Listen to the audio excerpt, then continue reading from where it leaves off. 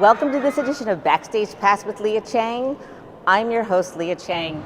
Today, I'm finally having the opportunity to sit down with Darren Lee, one of the most elegant men ever to cross the stage.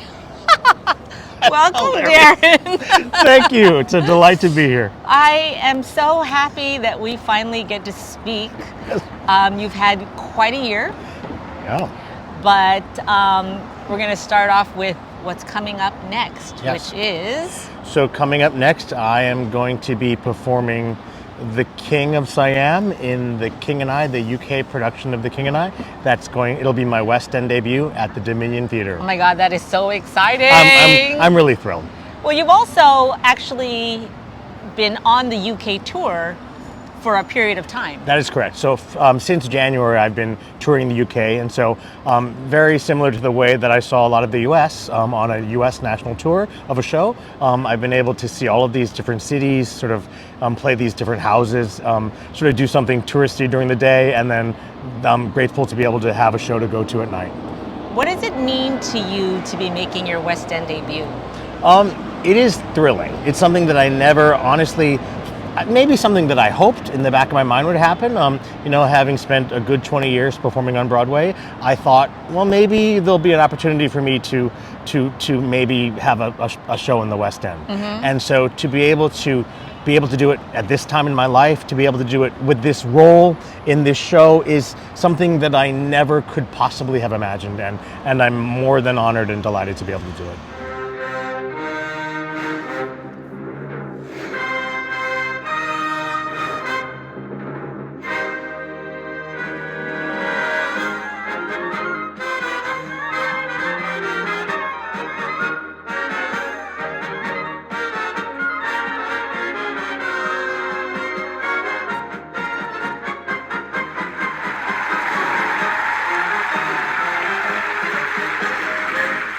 Now, you've had a really amazing career on Broadway as an actor, singer, dancer, but over the last 10 years, you've actually been exercising a different creative muscle. Shall we talk about the different projects that you've been working on this year? Sure. I did actively step away from performing for about a decade to pursue things creatively as a director and a choreographer. And so in the past couple years, I've had the opportunity to work on several brand new musicals. One of them is Mr. Holland's Opus. I served as the choreographer and as the associate director, and that was by B.D. Wong and Wayne Barker. I'm in development for a new show called The Gifted Prince that is supposed to have its debut at Theatre Calgary in 2025-26. Oh, Stanford Arimas? That is correct. Yep. A wonderful colleague from Allegiance. We work together, and I also just directed and choreographed this production at the Phoenix Theatre Company of a brand new musical based on the 1989 Tiananmen Square incident. What was your very first professional job? My very first professional job was my dance teacher and my parents sent a VHS tape to Star Search, and I was 11 years old, and I was on the very first junior Star Search that they ever had, and it was in the dance category. I did a duet, and her name was Heather Hoffman, and we won. We present the contenders in the group dancing category. First up is a duo from Westminster. She's 9 years old, he's 11. Welcome the dance team of Heather Hoffman and Darren Lee. Please report. Break the sides. Roll back. Please report to the dance floor.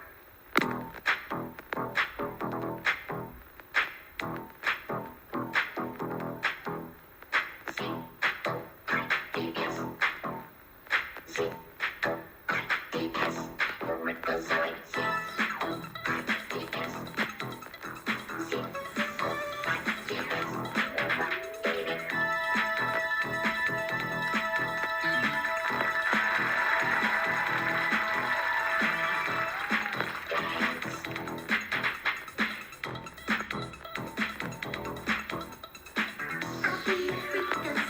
Come on, wind me up.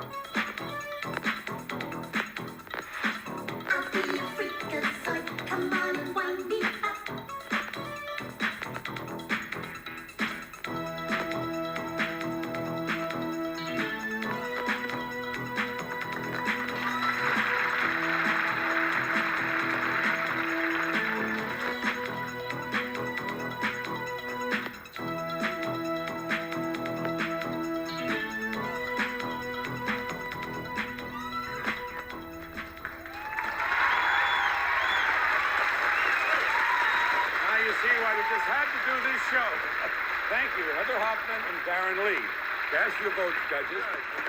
The judges give dancers Heather Hoffman and Darren Lee 3.5 stars. Their opponents 6 feet 3 receive 3.25 stars. So,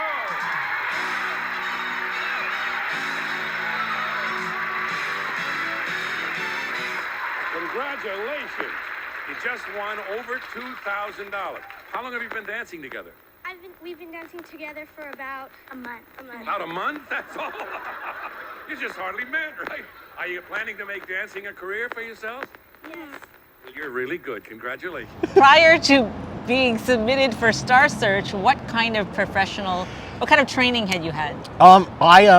Well, if we go back to like when I first had a desire to dance, I grew up in the 70s. My parents, I grew really, up where? I grew up in Southern California in the 70s, and I really intimately remember my parents disco dancing in the living room and watching them. Wow. And watching, even, I mean, as any kid, I think, but as an Asian American kid, to see your parents interact in a way that was joyous and had a certain amount of like synergy was really thrilling to me. And I think it impacted me because I listened to those albums and I would dance around the living room and I would, you know, try, I think, to sort of, it was just a really joyful thing to see. They had a talent show at my elementary school. Okay. And I came home and I asked my mom, I told my mom I was going to be in the talent show. And she said, "That's great, Darren, what's your talent?" And I said, "I'm going to dance." And I said, "And you're going to make me a costume." And so my mom made me a costume that was kind of like Bob Fosse kind of looking, Right. had a little bowler hat and Right. a little bow tie. And I told the teacher just to fade the music out because I didn't choreograph it. I said, I just got up there and I danced and I said, "Fade the music out when I leave the stage." And that was my first experience doing any kind of performing. Yeah. Wow. Yeah, just, I don't know. I was fearless. I mean, I wish I had that kind of fearless now. Right? Yeah. That's crazy. Yes. The last time I got to see you on stage was in Jason Ma's Gold Mountain. Yes. So can you talk to me about that experience of doing that show? Yes, Gold Mountain was an extraordinary show to be a part of. I was very fortunate to be in the original company of Miss Saigon with Jason Ma, and we were both performers together. And I do remember even at the time that it was a show that Jason was developing, you know. And so to be able to have that particular show come around many years later and have its world premiere and to be part of it was just absolutely thrilling. I thought it was really exciting because it's most of my career had been being sort of maybe one or two Asian cast members, you know, in a cast of predominantly Caucasian people generally. Right. And so it was really thrilling to have a show that was all Asian and all male. And so instead of just being sort of a token or sort of having sort of a small character part, the actual essence and humanity of these gentlemen is what was featured. And so it was Right. absolutely thrilling for that reason. What it means to you to be an Asian American theater maker in this time? It means the world to me. You know, in the beginning, I just wanted to perform and I just wanted to get work. And then at a certain point in my career, I wanted to be cast non-traditionally. I would consciously, if there was an Asian show happening, if a production, honestly, of The King and I or Flower Drum Song or something was happening, at the same time another show was happening that I was able to audition for and get cast in, Right. I would actively try to be cast in that show. Right? So that was the early part of my career. I did find that coming back around to performing, coming back sort of as a character man, coming back as a theater maker, someone who can now help to hire other people. And to have a seat at the table. Yes, exactly. Has made all the difference because now I accept and am very honored to have the responsibility to expand the diversity, to create the opportunities for other people that I didn't necessarily have. Right. And now I'm very proud to be working with an all Asian company that I can help assemble, you know, and I help recruit the people Right. that may be doing exactly what I was doing then, but like bring them back into the fold. You interacting on BD's Mr. Holland's Opus. Yes, yes. So He cast what, 6 or 7 Yeah, Asian American absolutely. actors, singer, dancers I think, who were all like serious triple threats? absolutely. Not only did they have to sing, dance, and act, but they all had to play a musical instrument well enough to be able to wow. be the soloist in the finale. I want to come for your opening, Please which is do. January 31st at the Dominion Theatre on the West End in London. Come see Darren and Helen George and the phenomenal company of The King and I. Congratulations to our very own A Father's Son star, Tai Ma, who received the 2023 OCA New York Lifetime Achievement Award at the OCA New York 2023 Community Service and Leadership Awards Gala held at House of Joy in New York's Chinatown in September. Cindy Hsu emceed the evening, which also featured performances by Siam Classy Show and the electrifying violinist Yut Chia. David Henry Hwang presented Tai Ma with his award. We are honoring Tai Ma for his long-standing film career and advocacy for AAPI representation in the entertainment industry for over 4 decades. Tai has laid new trails for the representation of Asian Americans in Hollywood and has had roles in blockbusters like the Rush Hour series, Disney's Mulan, and award-winning films like Netflix's Tiger Tail. Hi everyone. So I was 22 years old, and I was having my first production here in New York, off-Broadway at the Public Theater, and I walk into rehearsal on the first day, and there's this thin, badass dancer, Tai Ma. And we kind of instantly become brothers. But one of the things that's particularly notable is that in some sense the reason I got to be there in the first place was because of Tai Ma. Because Tai Ma, a year prior, had led a protest against yellowface at the Public Theater. And this led to Joe Papp, who was the founder and was running at the time, looking for an Asian American play to do, and my play was the one that got selected. So Tai Ma is the reason I'm in New York. And then we did FOB, we became really tight, and I admired him as a brother and as an artist, so I wrote a play for him and the actor John Lone, and that became The Dance on the Railroad. And that ran at the Public Theater for 6 months, and we've worked on so many projects since then. The movie Golden Gate, the musical Flower Drum Song, Yellowface, and we have a project that will be coming to you all fairly soon after we win this strike.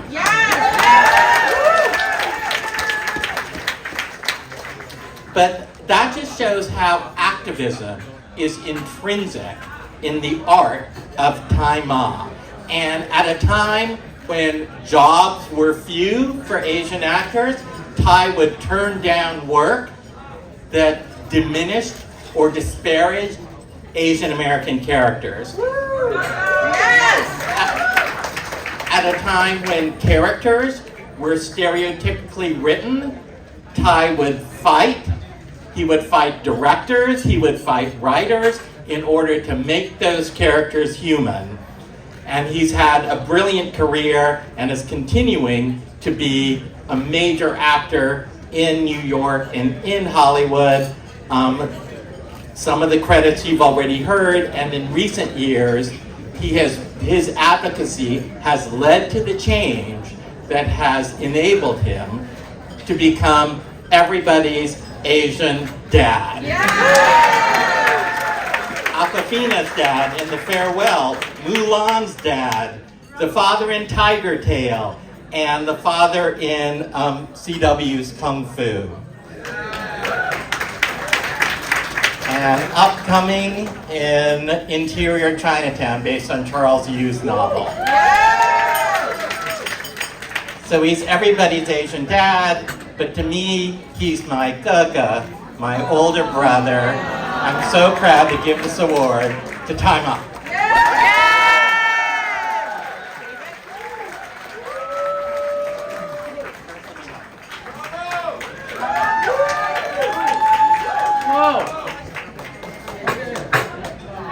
Wow. I wrote it. You did not. I can hardly read it. But thank you. Thank you. It's beautiful. Beautiful. Thank you very much. Thank you. Thank you. Thank you, David. This man's been putting words in my mouth for a long time. And since we're on strike, he didn't write my acceptance speech. Okay, so I'm in a pickle. I'm in trouble. But in any case, I think, OCA really, it's always been an organization in my heart. Yes. And I met them, really out in Los Angeles first. And they've always been such an advocacy, for all of us. And they created panels, so that they understand what our business is about. And I really am forever grateful to OCA. And I tell you, really, with recognitions, awards, and to me, there's no more important award than being recognized by an organization that represents us. So to me, that is the most important, really. And I hope you have a wonderful evening.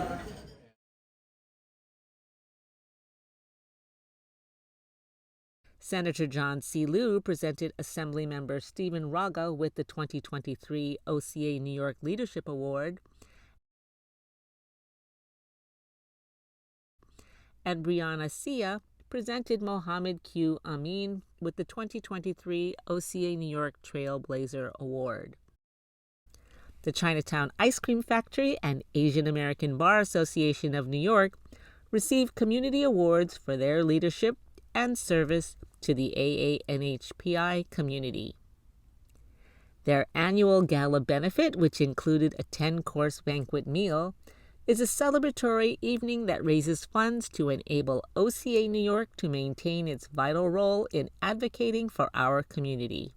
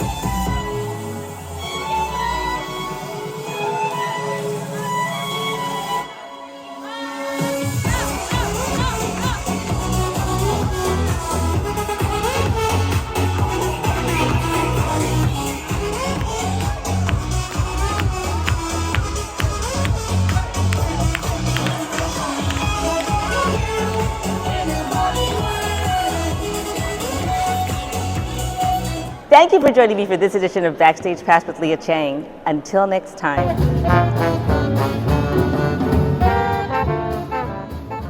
Welcome to this edition of Backstage Pass with Leah Chang. Tonight we're at the opening night of the African Grove Theater. Happy opening, African Company!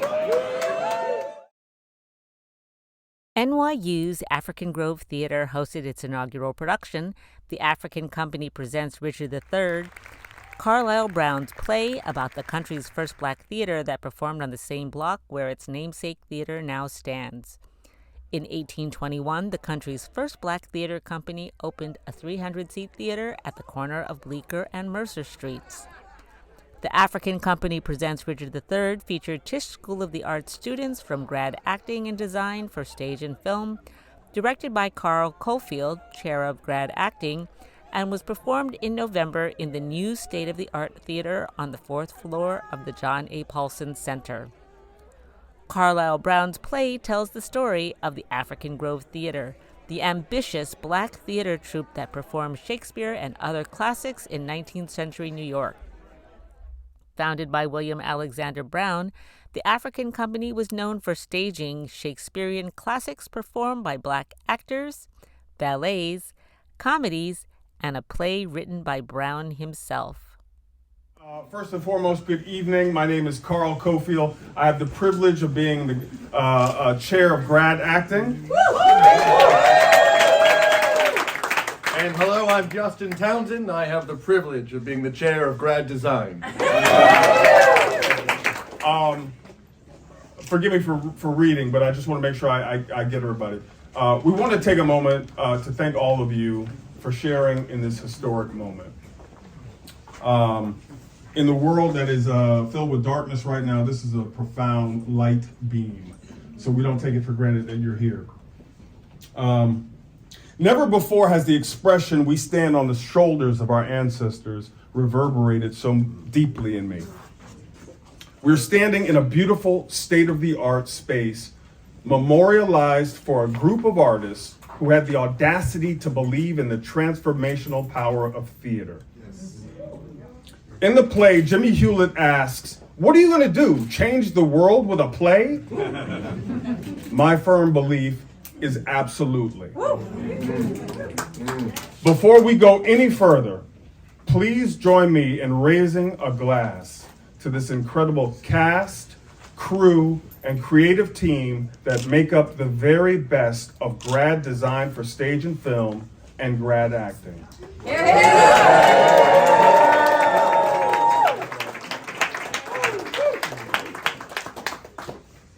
In the spirit of gratitude, there are so many people that have made this event possible. First and foremost, the generosity of a donor who made the naming of the African Grove possible. It was important to this donor because this is a space of invaluable monument to demonstrate the need for us to respect and appreciate each other, to learn from each other, and to improve our world with increased actions based on civility, democracy, and generosity. I would like to thank Dean Allison Green for her unwavering support and astute leadership, Leighton Mitchell for his for his Herculean efforts to make sure that the venue was open, to Susan Hilferty and Mark Wing Davey for their inspired vision and dedication to creating new spaces for our students, to Ann Matthews and Eugenia Fornard for their tireless A tremendous thank you to our co-chairs of the committee to commemorate the theater, Professors Michael Dinwiddie and Larry, and to all of our wonderful colleagues in design for stage and film and grad acting who continue to pour into the next generation of artists. It's a pleasure to be on the front lines with you all. To the staff of our departments, Barbara, Ann Jeffers, Tristan, Giselle, Paige, Mikey. We see you, we love you, and we appreciate you, and we cannot thank you enough. Justin, you wanted to? And as we stand here tonight in this moment, I get to stand next to this guy. Right? Like, that's my job. And if I can join in this and raise a glass to you in your leadership, in the directing of this beautiful moment and this offering as we launch this historic space and journey together. Thank you, Coach.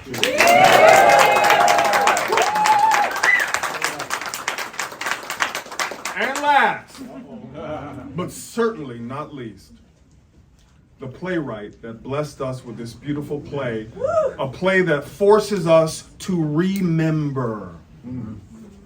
As Papa Shakespeare said in the play, I hear them.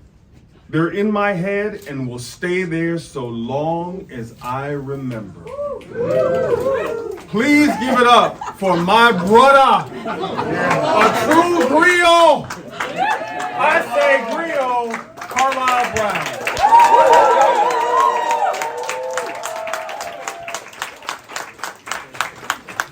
Well, thank you all. This is like a pretty amazing moment. I don't really have much to say. You've been listening to me for about an hour and a half.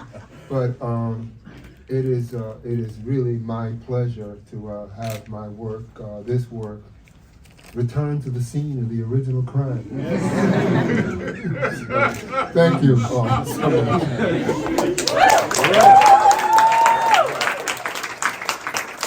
Thank you, Carlisle.